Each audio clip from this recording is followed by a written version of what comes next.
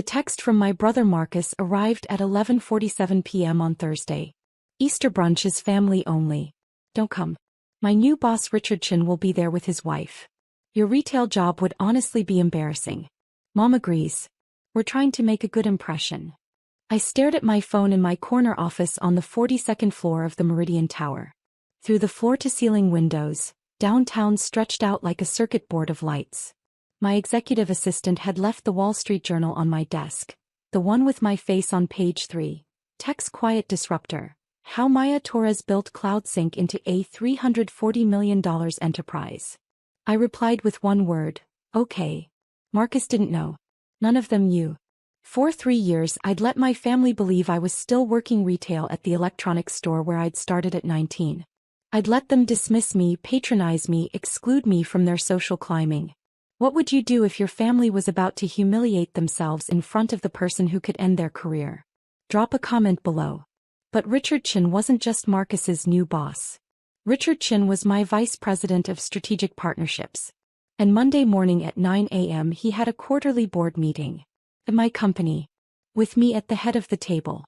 I forwarded Marcus's text to my lawyer with a simple note. Documentation. Just in case. Then I went back to reviewing Q1 projections.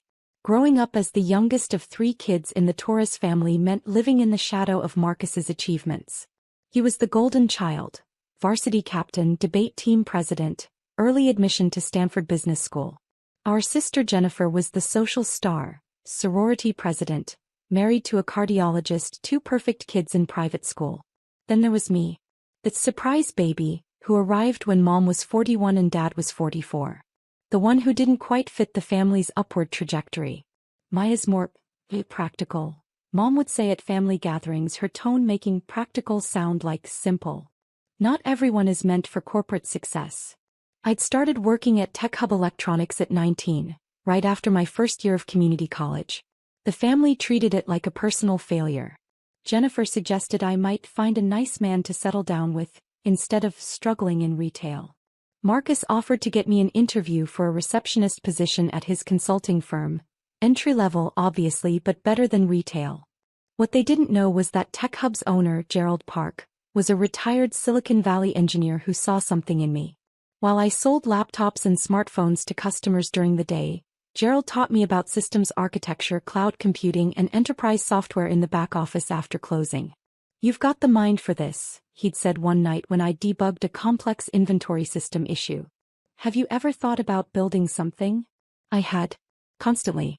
By age 22 I'd taken every online course I could find. Computer science, business management, systems design. I'd saved $15,000 from my embarrassing retail job and built the first prototype of CloudSync in Gerald's basement. Enterprise cloud storage with military-grade encryption and AI-powered file management. Gerald became my first investor. $50,000 for 20% equity. I'm betting on you, Maya. Not the idea. You. At family dinners, I'd sit quietly while Marcus bragged about his promotion to senior consultant or Jennifer showed off her new Lexus. When they asked about my job I'd say, same as always. Still at Tech Hub. The dismissive nods. The pitying glances. The way mom would change the subject quickly as if my life was too mundane to discuss. But my life was anything but mundane. By 24, CloudSync had secured 3 Fortune 500 clients. By 26, we'd raised $12 million in series of funding. By 28 we'd been acquired by a larger tech firm, and then bought ourselves back 2 years later when they mismanaged the product. At 31 CloudSync was valued at $340 million. We had 240 employees, offices in 4 cities, and contracts with 18 of the Fortune 100. And I was still telling my family I worked retail. Why? Because the first time I'd mentioned starting a computer business, Marcus had laughed so hard he'd choked on his wine. Maya, you sell phones in a strip mall. That's not exactly Silicon Valley. Jennifer had patted my hand. Sweetie, those online business things are usually scams. You're better off with steady retail income. Dad had been more direct. Focus on what you're good at. Not everyone can be an entrepreneur. So I'd stopped telling them. I'd stopped trying to prove myself. I'd let them underestimate me while I built an empire they couldn't comprehend. The only family member who knew was Abuela Rosa, my grandmother, who'd passed away 2 years ago at 94. She'd been at my Series B funding celebration, tiny and fierce in her purple dress, squeezing my hand. "Let them think you're pequeña," she'd whispered in Spanish. "Small. Then show them you're gigante when it matters." I'd kept my promise to her. I'd stayed small. Invisible. The family disappointment.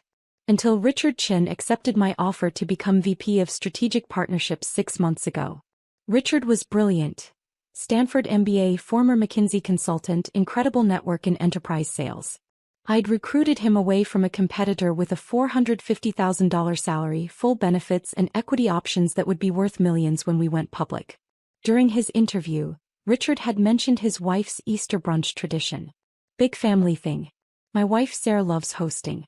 She invites our families, some colleagues." "Sounds nice," I'd said neutrally.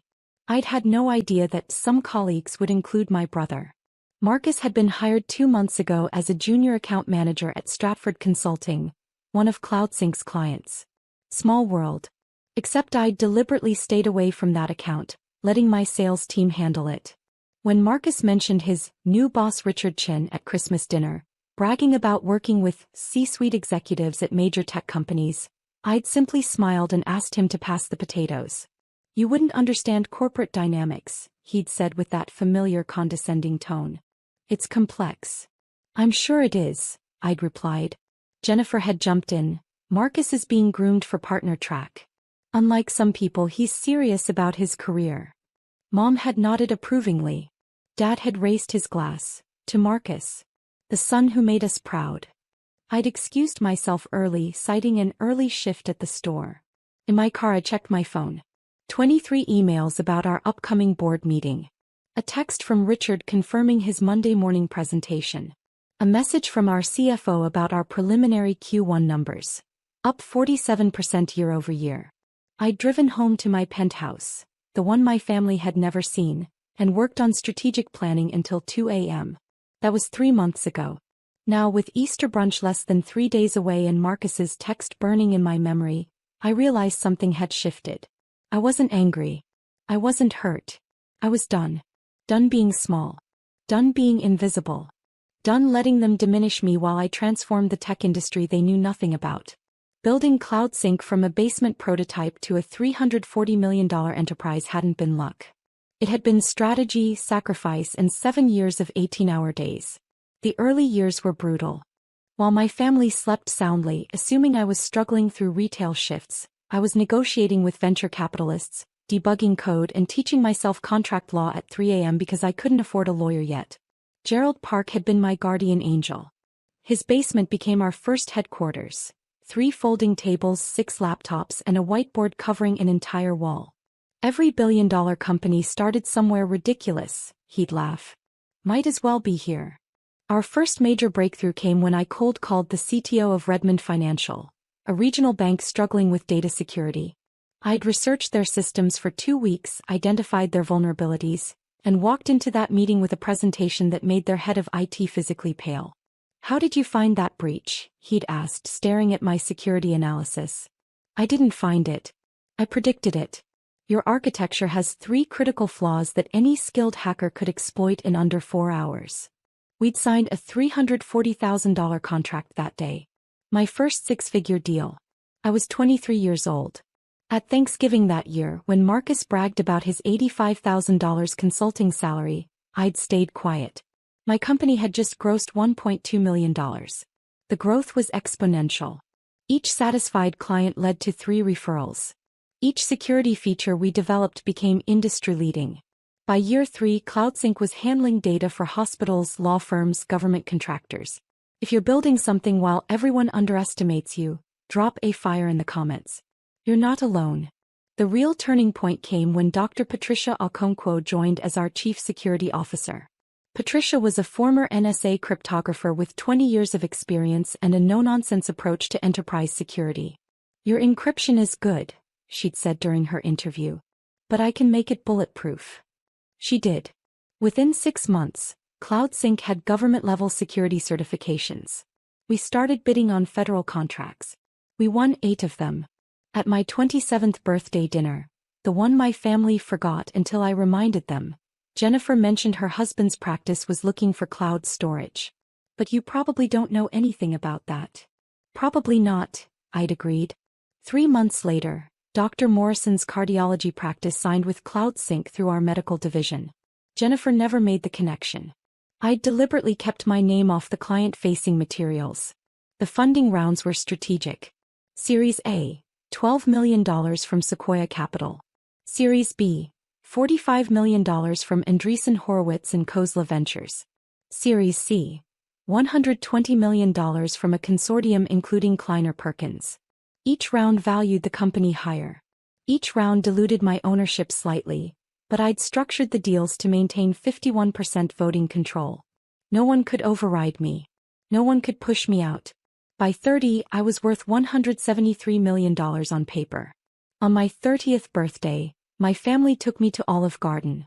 "We know money's tight with your retail job," Mom had said, insisting on paying for my meal. I'd thanked her graciously. That morning, I'd closed a $28 million deal with an international manufacturing firm. The Wall Street Journal profile had published 3 weeks ago.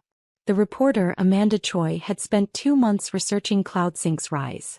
The article detailed everything: the basement start, the strategic pivots, the innovative security features that changed the industry. Maya Torres doesn't just compete in enterprise cloud storage, Amanda had written. She's redefining it. While competitors focus on capacity, CloudSync focuses on intelligence, AI-driven security that predicts breaches before they happen. At 31, Torres has built something remarkable: a company that Fortune 500 CEOs trust with their most sensitive data. The article included a photo of me in my corner office, the city skyline behind me. Professional, powerful, successful. My family never mentioned seeing it. They didn't read the Wall Street Journal's business section.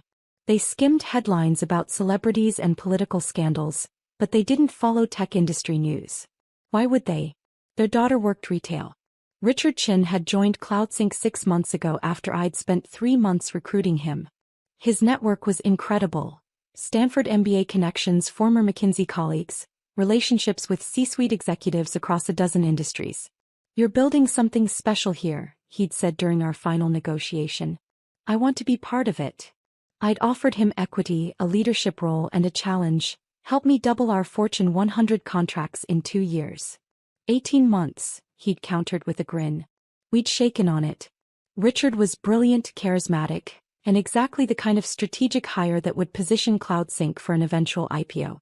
His wife Sarah was equally impressive, a nonprofit director with impeccable social connections.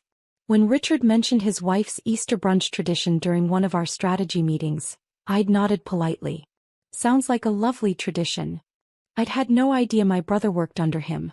Until Marcus's text arrived, dripping with the condescension I'd endured for 31 years. "Your retail job would be embarrassing." I'd smiled at my phone in my corner office. Tuesday's board meeting was going to be interesting. Easter Sunday morning I stayed home. I worked out in my building's private gym, answered emails from my home office, and reviewed Richard's presentation for Tuesday's board meeting. My phone stayed silent until 1:47 p.m. Then the photos started arriving. Jennifer sent the first one: the Easter brunch table, elegantly set with fresh flowers and china. Beautiful gathering. Family only. Missing one person who wouldn't fit in anyway. Marcus sent the second. Him and Richard Chin both in designer suits holding cocktails. Learning so much from real executives. Some people just have what it takes. Mom sent the third. The whole family gathered around Sarah Chin, Richard's wife, who was laughing at something Dad had said. Such accomplished people. Wish all our children made us this proud. I screenshot each message. Forwarded them to my lawyer. Added them to a folder I'd labeled Documentation, Family. At 3:15 p.m. Marcus sent a video. I almost didn't watch it, but curiosity won. The video showed Richard Chin talking about CloudSync, my company, explaining our innovative security features to the gathered family. My family. Marcus was nodding along like he understood, interjecting with comments about working with tech companies and understanding enterprise solutions. CloudSync is revolutionary, Richard was saying. The CEO is brilliant. Absolutely brilliant. Young, strategic, ahead of the curve on AI integration. You work with the CEO? Dad asked, impressed. Directly, Richard confirmed. She's extraordinary. Completely transformed how Fortune 500 companies think about data security. Jennifer's voice was sharp. The CEO's a woman? Maya Torres, Richard said. 31 years old. Built the company from nothing. She's probably the most impressive executive I've ever worked with. The video went silent. Then Marcus's voice, condescending. Must be nice having family support. Probably had family money to start with. I replayed that part 3 times. The irony was so perfect it was almost painful. At 6:30 p.m. Marcus sent a final text. Richard said CloudSync is hiring. Obviously too advanced for someone like you, but thought I'd mention it. If you ever want to move past retail. I sat in my penthouse living room, the one with the view of the harbor, the one worth $2.3 million that my family had never seen, and made a decision. Tuesday's board meeting started at 9 a.m. Richard would be there presenting Q1 partnership results. Our CFO would present financials. Our CTO would present product roadmap. And I would sit at the head of the table as I always did in my role as founder and CEO. I'd told my executive assistant to print the Wall Street Journal profile and frame it. Hang it on the boardroom wall behind my usual seat, I'd instructed. Make sure it's visible from the door. I texted my head of security. Tuesday morning board meeting. I'm expecting someone to cause a scene. Be ready. His response was immediate. Always ready, boss. Then I texted my lawyer. Prepare a cease and desist letter. Harassment. Document all messages from family. I want options. Her response came 30 seconds later. Already drafted. Waiting for your signal. I poured myself a glass of wine, a 2015 Bordeaux that cost more than Marcus's monthly rent, and raced it to the empty room. See you Tuesday, Marcus. Monday morning I arrived at CloudSync headquarters at 6:45 a.m. The Meridian Towers lobby was quiet, just security guards and early bird executives heading to their own offices. Morning, Ms. Torres, the head security guard greeted me. Morning, James. How's your daughter's college search going? His face lit up. Georgia Tech accepted her. Full ride for engineering. That's wonderful. Send me her information. We have a summer internship program she might be interested in. This was who I was. This was the person my family had never bothered to know. In my office I prepared methodically. Every document organized. Every financial report reviewed. Every talking point refined. My executive assistant, Michelle, arrived at 7:30 with coffee and a knowing look. Big day. Could be interesting. Richard seems nervous about his presentation. Keeps emailing questions about the projections. He'll be fine. Richard always over-prepares. It's why I hired him. Michelle hesitated at the door. Maya. The Wall Street Journal profile is up in the boardroom. Right behind your seat. It's prominent. Good. She smiled. You're really doing this. I'm really doing this. At 8:15 I called Dr. Patricia Okonkwo, our Chief Security Officer. Patricia, you're attending the board meeting this morning, correct? Wouldn't miss it. Heard we might have some drama. Possibly. If someone becomes disruptive, I need you to professionally escort them out. You have that presence that makes people comply. Patricia laughed. A deep, authoritative sound. Former NSA, remember? I've escorted senators out of classified briefings. I can handle your family. Thank you. Maya? Whatever happens today, remember, you built this. You earned every inch of this company. Don't let anyone make you feel otherwise. I swallowed hard.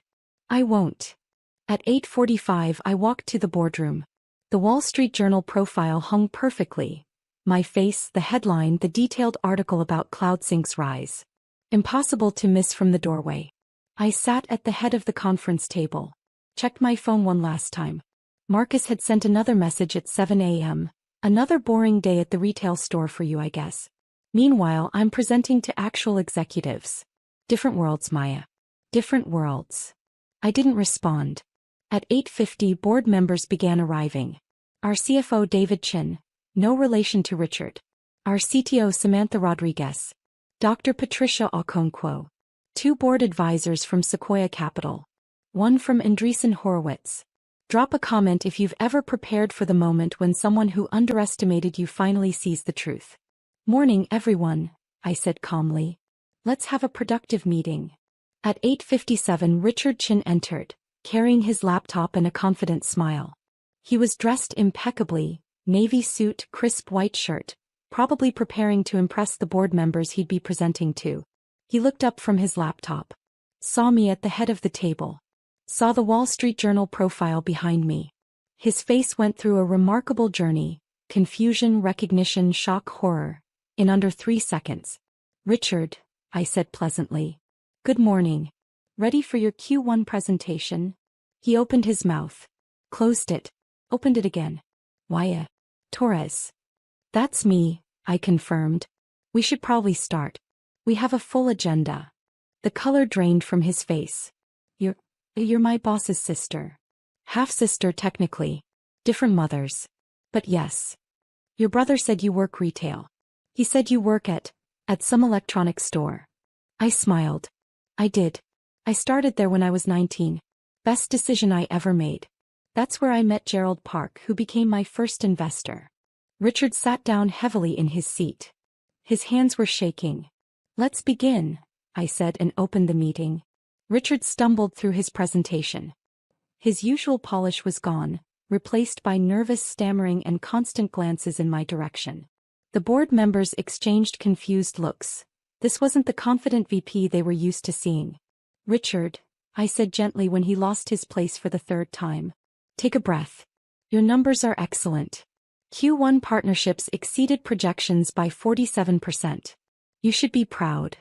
He nodded, swallowed hard, and managed to finish the presentation. David, our CFO, presented next. Revenue up. Operating costs down. Profit margins expanding. CloudSync was performing exceptionally. At 10:15 we took a break. Richard approached my seat immediately. Paya, I need to explain. Nothing to explain, I said calmly. You didn't know. Marcus never mentioned I exist in any professional capacity, did he? He talks about his disappointing sister who works retail and can't get her life together. He says his parents are embarrassed by you. Sounds accurate to his perception. But you're... Richard gestured helplessly at the boardroom, the profile behind me, the financial reports showing a $340 million company. You're this. I'm this, I confirmed. I've been this for 7 years. I just didn't bother correcting my family's assumptions. Why not? I considered the question. Because their assumptions told me everything I needed to know about who they really are. And because building this, I gestured to encompass CloudSync, was more important than winning arguments at family dinners. Richard sat down across from me, his head in his hands. Your brother talked about Easter brunch this morning. He was bragging about how he kept you away because you'd embarrass him in front of me. I saw the text. He has no idea you could fire me right now. Fire him. Destroy both our careers with a single email. I agreed. But that's not who I am. What are you going to do? I pulled out my phone. Showed him the screenshots. The messages. The photos from Easter brunch. The video of him praising CloudSync while my family sat there clueless. I'm going to forward this conversation to Marcus. And then I'm going to let him make his own choices about how he wants to proceed. He can apologize. He cannot apologize. He can double down on his condescension. His choice. Richard looked ill. He'll panic. Probably. He'll call me. Scream at me. Demand to know why I didn't tell him. You didn't know to tell him. Not your fault. My wife. Oh God, my wife. Sarah invited your whole family to Easter brunch. She was so excited to meet Marcus's accomplished parents and sister. She kept asking me why you weren't there. What did you tell her? That you must be busy. I assumed. I thought maybe there was family tension I shouldn't ask about. Smart instinct. At 10:25 we reconvened. The rest of the meeting proceeded smoothly. Product roadmap approved. Budget allocations finalized. Q2 projections reviewed. At 11:47 I adjourned the meeting. Richard lingered as the others left. Maya, I'm sorry. For everything. For not knowing. For being part of whatever your family did to you on Easter. You were a guest at a brunch. You didn't do anything wrong. What happens now? I pulled up Marcus's number. Started typing. Hi Marcus. This is Maya. I work retail. Remember? Just wanted to let you know I met your boss Richard Chin this morning. Great guy. Very professional. We had a really productive board meeting at CloudSync. You know CloudSync, that tech company Richard works for? The one he was telling everyone about at Easter brunch? The one with the brilliant CEO he admires so much. I paused, watching Richard's face pale further. That's my company, Marcus. I'm the CEO. I founded it 7 years ago while you were dismissing me at family dinners. I built it to $340 million while you were suggesting I find a nice man to settle down with. I'm Richard's boss. I control his career. I control the contracts your consulting firm desperately wants to maintain with us. Another pause. Your Easter text suggested I'd be embarrassing. You were right. But the embarrassment isn't mine. Talk soon. I showed the message to Richard. Too harsh. Too harsh. Why, it's perfect. It's controlled. Factual. Devastating. I pressed send. The response came in 42 seconds. My phone exploded with calls. Marcus. Marcus. Marcus. Jennifer. Marcus. Dead. Marcus. I declined every call. Then the text started. Marcus, this is a joke. Marcus, you're lying. Marcus, Richard, call me right now. Jennifer, what is Marcus screaming about? Mom, Maya, what did you do to your brother? Marcus, you can't be a C. Marcus, Richard said it's true. Marcus, how is this possible? Dad, we need to talk immediately. Marcus, you let us think you were nothing. I turned to Richard. Would you like to call him? Confirm that yes, I am actually your boss. Richard pulled out his phone slowly. This feels cruel. Does it? More cruel than texting your sister to skip Easter because her job is too low class. He dialed Marcus. I could hear my brother's voice through the speaker, high-pitched and panicked. Richard. Tell me this is a misunderstanding. Tell me Maya isn't actually. She's my boss, Marcus. She's been my boss for 6 months. She founded CloudSync. She's the CEO the Wall Street Journal profiled. She's worth over $100 million. And you told her not to come to Easter because she'd embarrass you. Silence on the other end. Then, you work for my sister? I work for one of the most brilliant executives in tech. Who happens to be your sister? Yes. Why didn't you tell me? Because you never asked. You talked about your disappointing sister in retail. You never mentioned her name. I had no way to know you were talking about Maya Torres, my soup. I need to fix this. That's between you and her. Richard hung up. Looked at me with something like awe. You're enjoying this. I'm not enjoying it. I'm ending it. There's a difference. My phone rang again. Marcus. I answered on speaker. Maya, please. Let me explain. Nothing to explain. You told me not to come to Easter. I didn't come. You told me I'd be embarrassing. You were protecting your reputation. I respect that. I didn't know. You didn't know because you never asked. In 7 years of building this company, you never once asked me a real question about my life. None of you did. You thought I was nothing. You thought I was beneath you. You thought retail was the ceiling of my ambition. I paused. You were wrong. What happens now? To my job? Richard's your VP and I work on his team and our firm has contracts with CloudSync. Your job is fine. Richard's job is fine. Your firm's contracts are fine. I don't punish people professionally for personal issues. That's not how I run my company. The relief in his voice was palpable. Thank you. But Marcus, we're done. Personally. No more family dinners where I'm the disappointment. No more dismissive texts. No more exclusions because I don't meet your standards. We're professional contacts now. Nothing more. Maya, you're my sister. I'm your sister who you told to skip Easter. Who you called embarrassing. Who you've dismissed for a decade while I built an empire. I'm done being small for your comfort. Silence. Then quietly, I'm sorry. I know you are. But sorry doesn't undo years of being treated like I'm worthless. I paused. I need to go. Board meetings don't run themselves. I hung up. Richard was staring at me. That was the most controlled demolition of a relationship I've ever witnessed. I learned from the best. You should see how I negotiate with hostile investors. He laughed, slightly hysterical but genuine. Maya Torres. My boss. The retail worker. I'm never living this down, am I? Probably not. But you didn't do anything wrong. Remember that. What about your parents? Jennifer. I checked my phone. 47 missed calls. 63 texts. They'll figure it out eventually. Or they won't. Either way, I'm done explaining myself. By Tuesday evening, the fallout was spectacular. Jennifer called 17 times before I finally answered. Maya, what the hell is happening? Marcus is having a breakdown. Mom's crying. Dad's demanding we all come to dinner to fix this.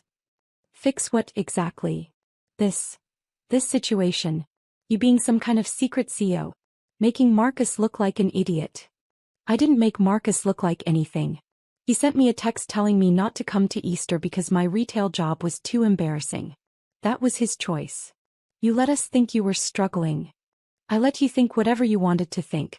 You never asked. None of you ever asked real questions about my life. Because you worked at Tech Hub. You said you worked at Tech Hub. I do work at Tech Hub. Gerald Park, the owner, is on my advisory board. I keep an office there. I mentor his new hires. I just don't work retail at Tech Hub anymore. I haven't for 7 years. That's deceptive. Is it? Or is it strategic privacy from a family that spent a decade making me feel worthless? Jennifer went quiet. Then, we never made you feel worthless. Jennifer, you suggested I find a nice man to settle down with, because retail wasn't a real career. Mom forgot my birthday 3 years in a row. Marcus has called me a disappointment to my face at least a dozen times. Dad toasted the son who made us proud, while I was sitting right there. We were trying to motivate you. You were trying to dismiss me. There's a difference. If you've ever been underestimated by the people who should have believed in you first, drop a red heart below. She hung up. Mom texted at 8:47 p.m. Family dinner Sunday. You will be there. We need to discuss this. I replied, I'm unavailable. Mom, this is not a request. I'm 31 years old. I run a $340 million company. I don't take orders from you anymore. Mom, how dare you speak to me that way? How dare you treat me like a disappointment for a decade while I was changing an industry? She didn't respond. Dad tried a different approach. He called from his office Wednesday morning. Professional. Measured. Maya, I've been thinking about everything.